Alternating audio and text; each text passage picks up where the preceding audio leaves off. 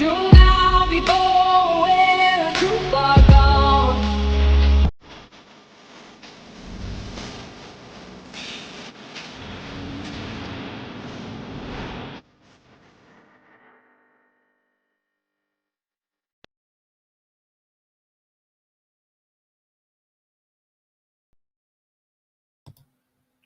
Hello, everybody.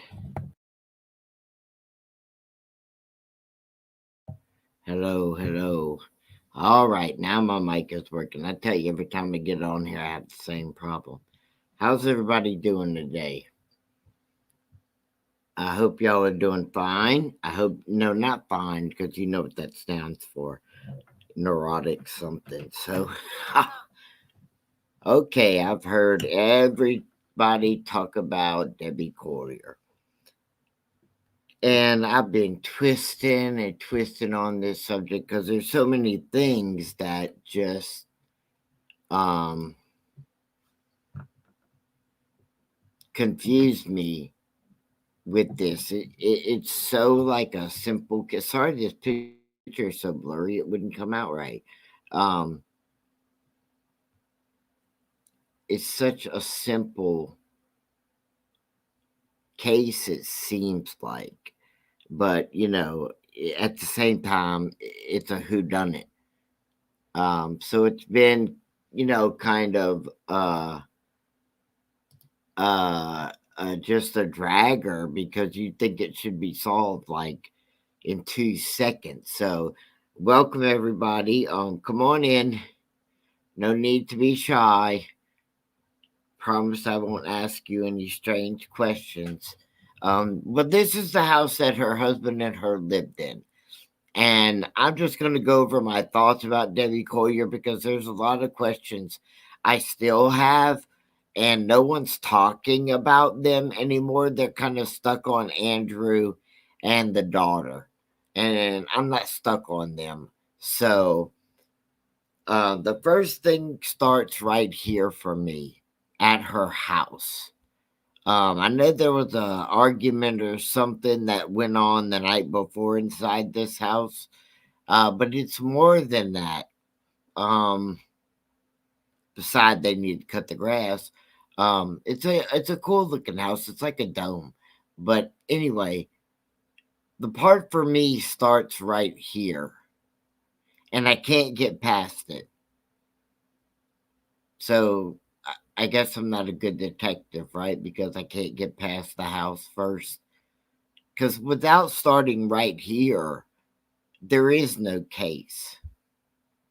Doesn't matter about Amanda or Andrew. You have to get past this point right here. Her husband says when he left for work, her car was there and she was most probably sleeping. So he thinks. Or was she lying in wait for him to leave? I think that's what she was doing. Preparing for whatever was going to happen when he left. So I do have a theory that it's just going to have to be proven not true by the police. It can't be proven by Amanda or Andrew at this point for me because it starts right here. And I know I keep saying that. Some of you are going, what the hell is he talking about this house for? She left her house. Ooh. Well, it's more than that. The daughter says, now that's the only proof we have because her husband, I don't think he's seen it because the daughter went in the house and was upstairs. So I can just imagine that upstairs right there by that window is Debbie's room. I'm just going to, say that because I like thinking that. So the daughter goes upstairs and checks the room, and while the dad's on the phone with 911, yells down about her purse is up here and her driver's license is up here and her credit cards. Everything was as it was put, laid out. That is so important. Um, So that's all the information we have to go off of.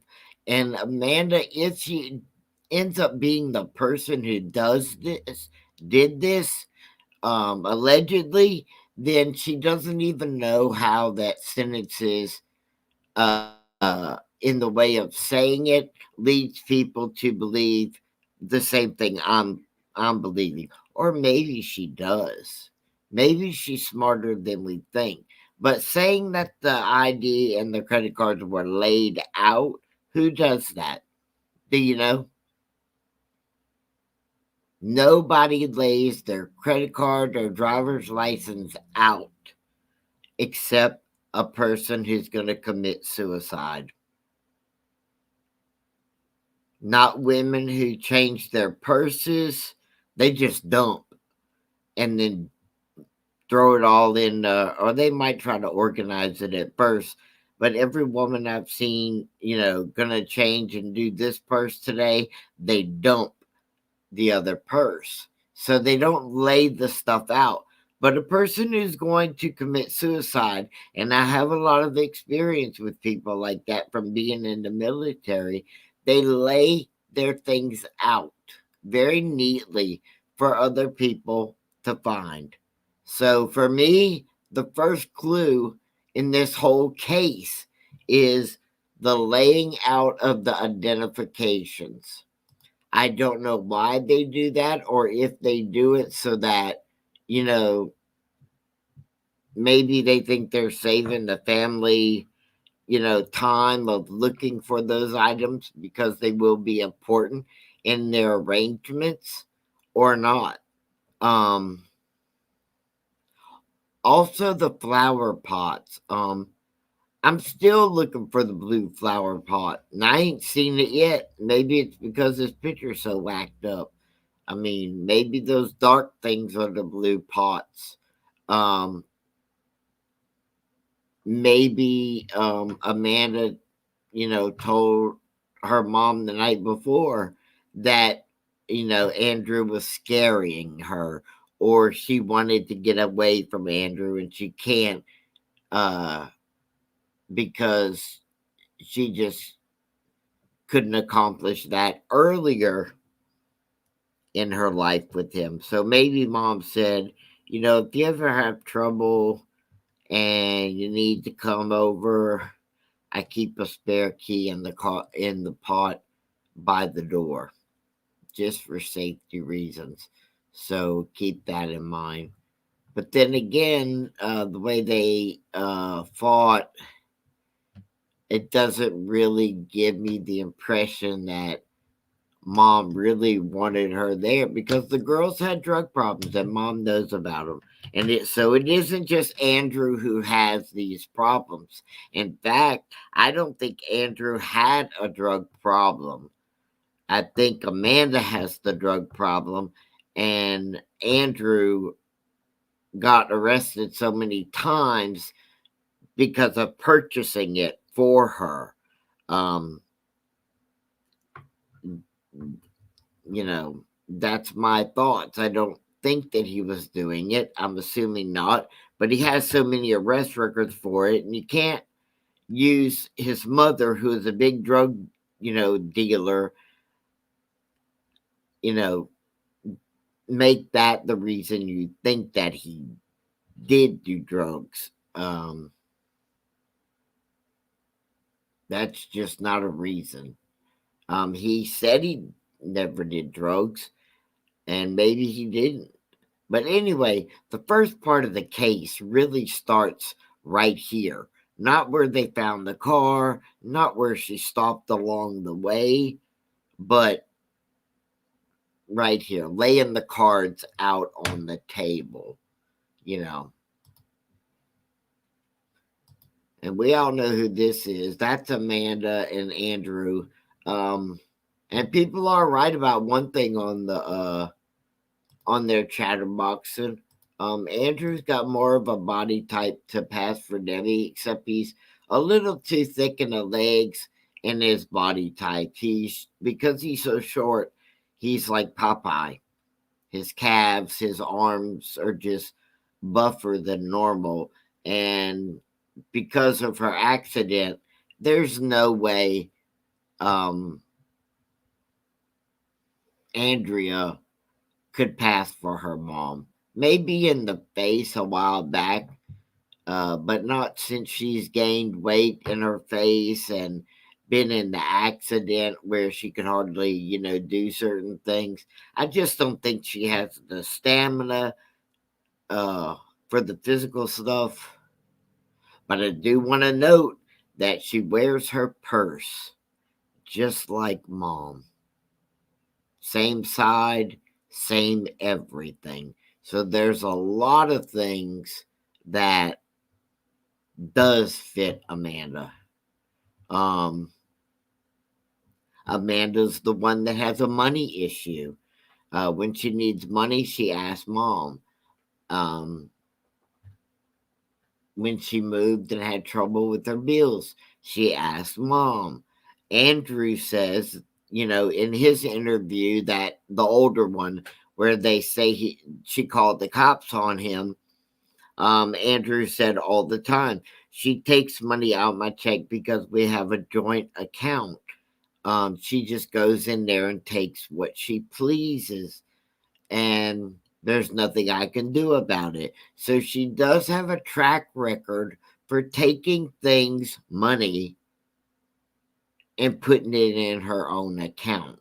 She had that track record with Andrew, doing that to him. And I don't see that if you're high on drugs or anything else, that it would be far from you doing that to your own mother. Hell, I think she would do it quicker on her own mother because mothers will forgive you. Mothers will forgive you. They may, demand it back, but I don't think that's a far reach for her to do that to her mom. But I don't think she has the physicality to do it either, you know? So let's move on to, we've gone down the highway now. Okay, so mom has left the house and she set out items. That's number one. She laid them out perfectly. So I'm sorry, but that has me at 90% self harm.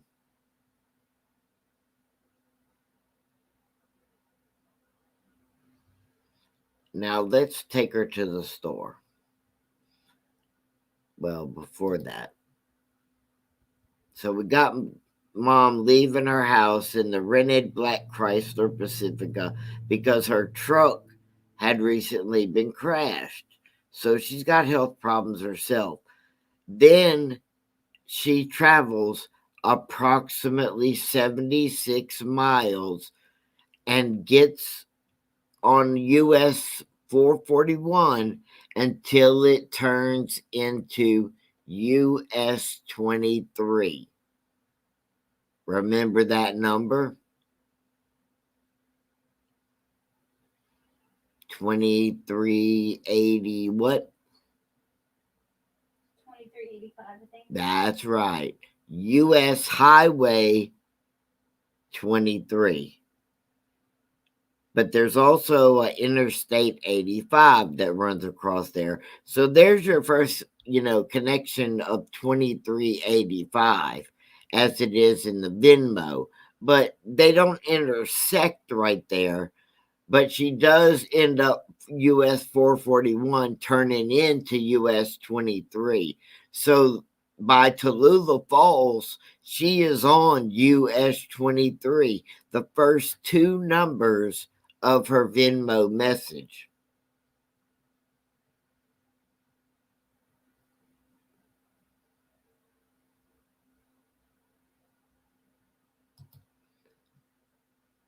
Now, going back to the map, she goes on down the road to Clayton. And in Clayton, well, this is where Collier went to the Family Dollar store and bought a poncho which could be for the game, a tarp, which could be for the game, paper towels, which could be for the game, and the tote bag is just to carry it. A disposable lighter, it could be for the game. Some of the items that she purchases could be a two-part item.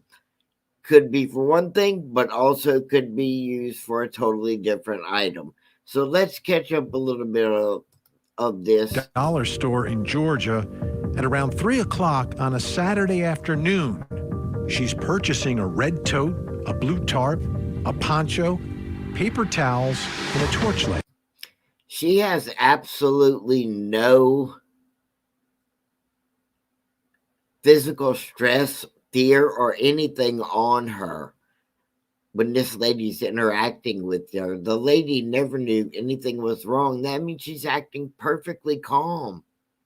After leaving the store, now the one thing I want to note to that picture, hold on.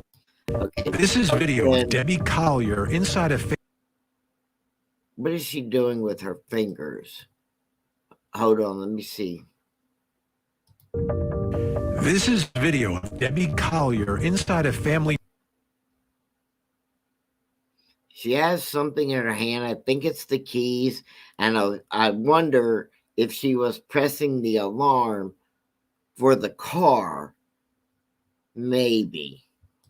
Dollar store in Georgia at around 3 o'clock on a Saturday afternoon. She's purchasing a red tote, a blue tarp, a poncho, paper towels, and a torch light.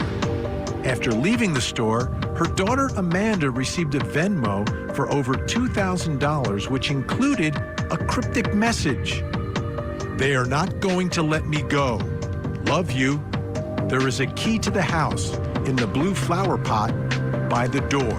Debbie was found the next day burnt and partially naked, 15 minutes away from that convenience store, which was about an hour north of her home in Athens. What happened to Debbie Collier? And who is responsible? Today, we received much more information from the detectives investigating the case in Habersham County. Information that was previously unknown. We do not believe that this is the act of a serial killer. We believe that this act was deliberate and personal. Tonight, we have the latest in the investigation as we take you inside the Habersham County Sheriff's Office to hear from the detectives trying to solve this mysterious and tragic murder case. Now, I didn't catch it on this film right here, but it's very important when you keep looking at all these films of her in the store is to note that she had her keys in her hand when she went in, and she never put them in her pocket, nor did she put them in her purse. It's very, very, very important part is that she reached with her right hand into her right front pocket and pulled out her debit card and put it in that machine. But she did check her back pocket and her other pocket before she found it in her right front pocket. And then she used that card in the machine. And when she got finished with it, she took it back and put it in her right front pocket. My first question for police is, was that debit or credit card found on her body or within her clothing and burned up also, or was it in the front pocket at all? Or was it missing because that's where she took it out of and that's where she put it back in at? Also note in the store, she never goes in that purse at all. Why do you have a purse if you're not going to go in it for anything? Isn't that why you carry a purse? Okay. Don't know. That's odd to me.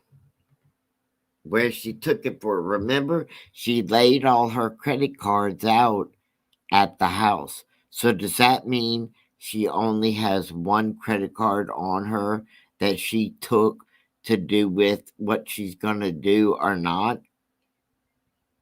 Did she leave them all behind except for one? And even knowing that she's the last one's going to get destroyed anyway? That's a thought. Okay.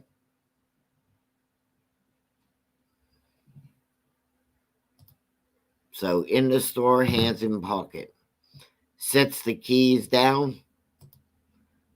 Goes in pocket to pull out right side front. And then, hold on. And then we all saw the tape where the car goes on in the parking lot.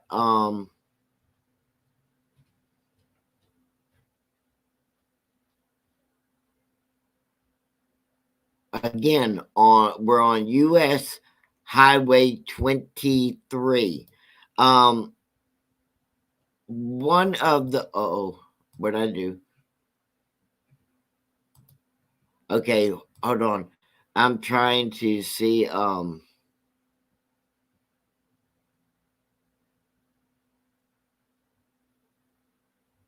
okay, now on that film, my question is, does she come from the backside of the entire place? She comes from on the other side of the parking lot, like between McDonald's and stuff. That's where she comes from. So the van didn't enter from the front of the parking lot. It enters from, like if this is an L-shaped parking lot, it enters from around the back. And now that strikes me too. Do we know where she came from or when she came in? Because we should have cameras for the backside to see where she came into. It's just that simple. But we don't. We don't see anything. She didn't come from McDonald's. She came from the right side of the Dollar General. I'm sorry. Now I'm getting like Melissa J calling it the Dollar General, the Dollar Tree, and all these other things. The Family Dollar. But I do know what those are, unlike her, Melissa Jade, who questions what they all are. I know what they all are. So she's gonna come, I know you guys can't see it. I didn't put the video up. I didn't have a clear picture of it, but you've all seen the video by now, so you know exactly what I'm describing. I don't think anybody's in the parking lot following her. I do want to say that. I don't think that her driving around the parking lot the way she does is any more strange than most people do. A few things I find odd, and a few things I don't, because they just don't make sense. Some things don't make sense in the parking lot, and some things are just how people drive in general, there's a lot of people in the parking lot. Why do I think of all the places, of all the Family Dollars she passed up, why did she stop at this particular Family Dollar? I'll tell you, because she doesn't want anyone to see her. That's my reasoning for why this Family Dollar. She doesn't want to see anyone she knows or anyone that knows her. Again, going back to the house, laid everything out,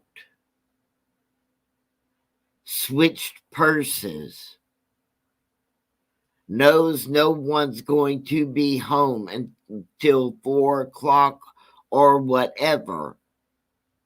She knows no one's going to be looking for her because her husband is at the game working in the parking lot of the bank, parking cars. That's what places do to make more money. Park cars. And they stayed through the whole game so that when you come out, they direct you out so you don't hit nobody. So anyway, back to the parking lot. She's going to come in from the right side. Of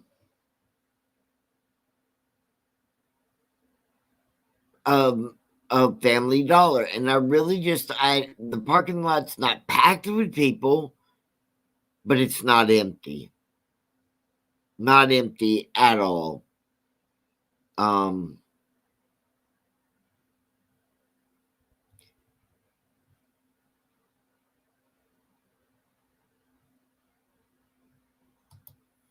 So anyway, she comes in, and parks next to this van. Well, the van is from this rehab place they have right there. Everybody was like, oh, she parked next to this van, and it was such a big deal of how long the van stayed in the parking spot, and and how long it took her to park, and how long it took her to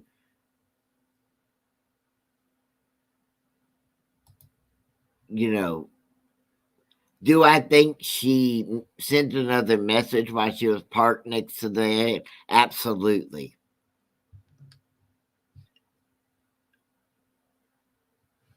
Absolutely. I also think when she was in the I zoomed in on it really close, and it kind of looked to me a little bit while she was sitting in the van that she kind of looked over her shoulder, or she could have been messing with the air conditioner or radio or a purse or something else in the middle. It is very hard to tell. So that way I really can't say for sure. So I don't want to speculate that it does, because I really believe that there was no one in the van. She's either incredibly a person who can keep calm when under duress, or there's nobody with her. And people just don't want to admit it. When they first started talking about, saying somebody's in the van, somebody's got to be in the van, somebody's making her do this, it doesn't appear that someone's making her do it. No one was at her house when she laid out all the things. Or was there? Did all of this actually start at her house? Did anybody catch it on camera that someone came and went and got in her van with her? That's what it would have to prove where the person was picked up at, because all along the way she looks perfectly fine, calm, and on her own. So now we're up to Clayton at the Family Dollar. Everything looks fine. I don't understand the weird turn next to the white van, unless she was hiding herself again.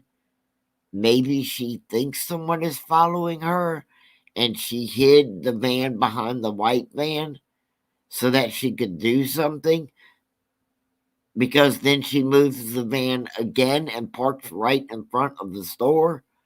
But I don't know. Weird people do weird things when they park. So maybe she just is weird about that. But then again, maybe she has had mental breakdowns before this day.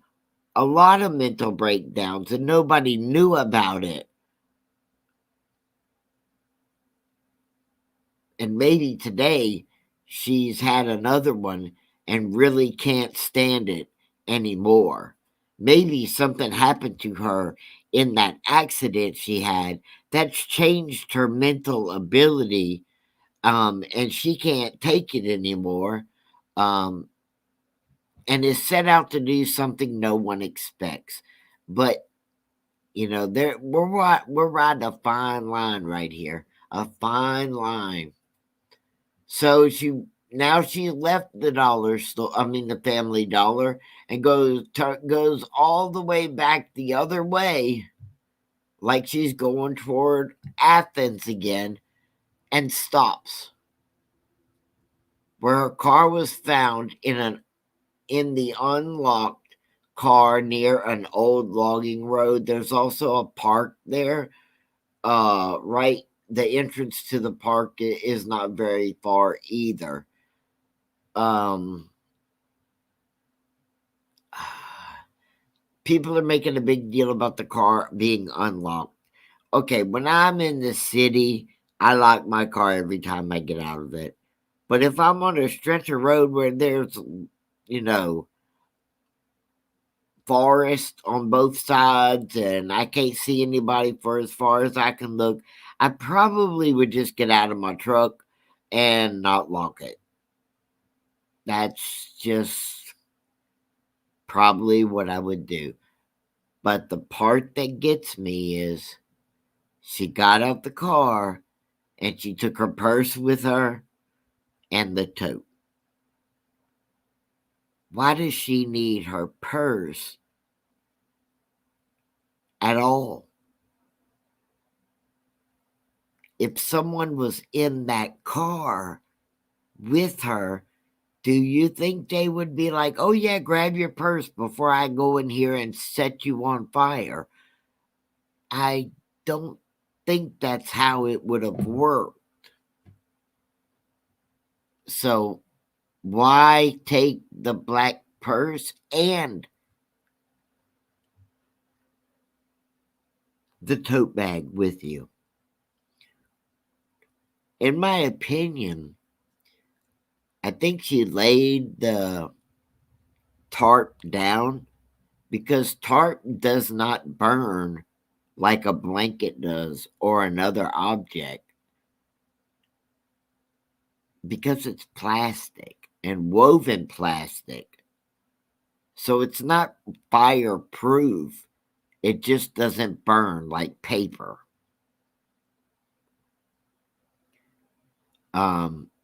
I think she opened it up, put the black purse down, and maybe was trying to destroy something inside the purse. And she accidentally, kneeling down to do this,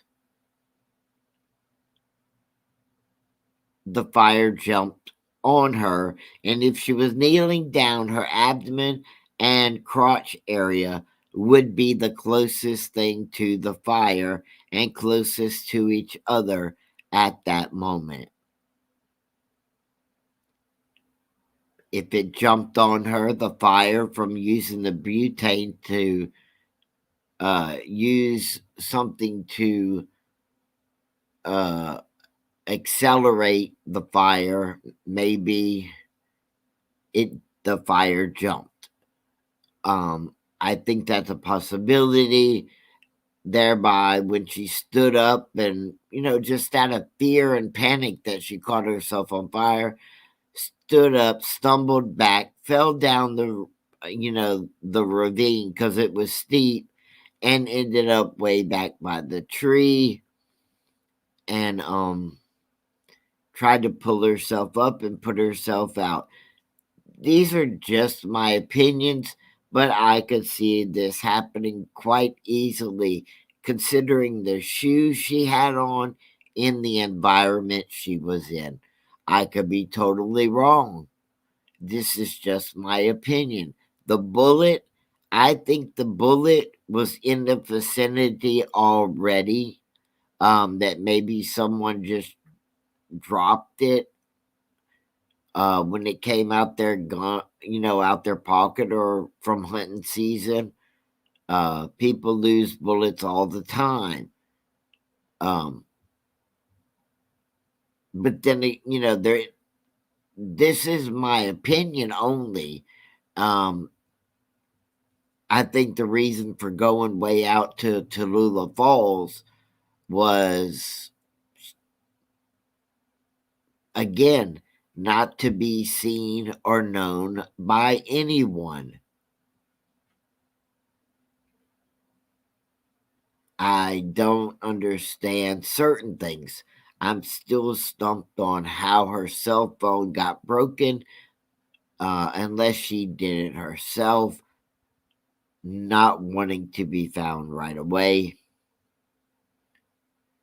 But I can see, if it was going to be anyone, to me, I don't think it would be Andrew. I think he would be blamed for it, and Amanda get the money. That seems to be her method. Get the money and only the money. She did it to Andrew. When she was getting his check, he said it himself. As long as she had the opportunity to take some of his check whenever she wanted to and move it to her account, she would. Those were his own words, and I think they ring to be true. If it's going to end up being someone, I think she's going to frame Andrew for good this time, instead of just calling domestic violence and blaming him. I think she's going to nail him to the tree, and put him away for good. And she's going to get a part of the insurance money for her death, and still be free. So there's one option, my option of this is an accidental thing.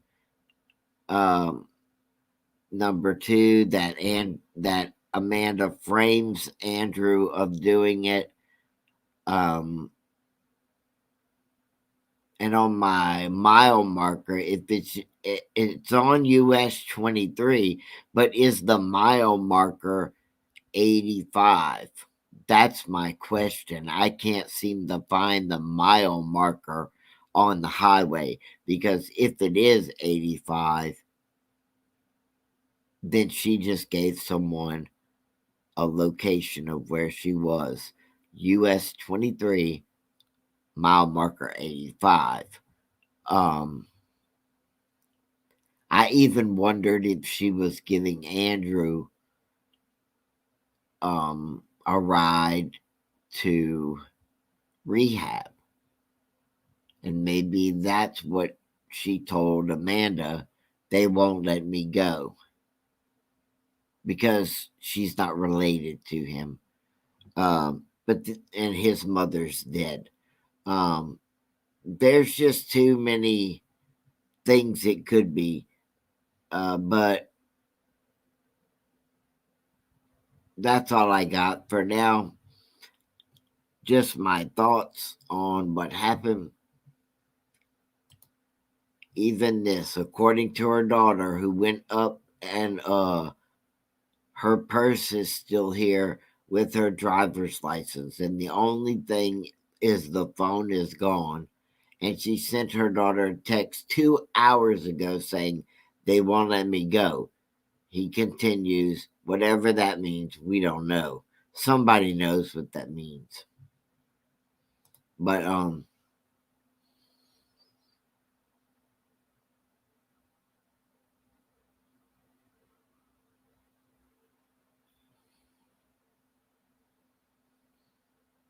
This is the strangest story of them all, I think. Just when you think you have it figured out. Right now, I think everybody's, too focused on it being,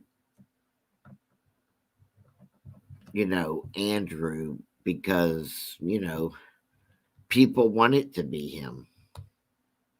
But did he really have a reason? What was his reason? To get his money back? I think he kind of knew he wasn't going to get his money back. He hadn't in so long. So I don't think that. I really want to know what mile marker this is. Either the one at Clayton or the one at Tallulah Falls. Because it's US Highway 23. But what is the set of markers up and down in there?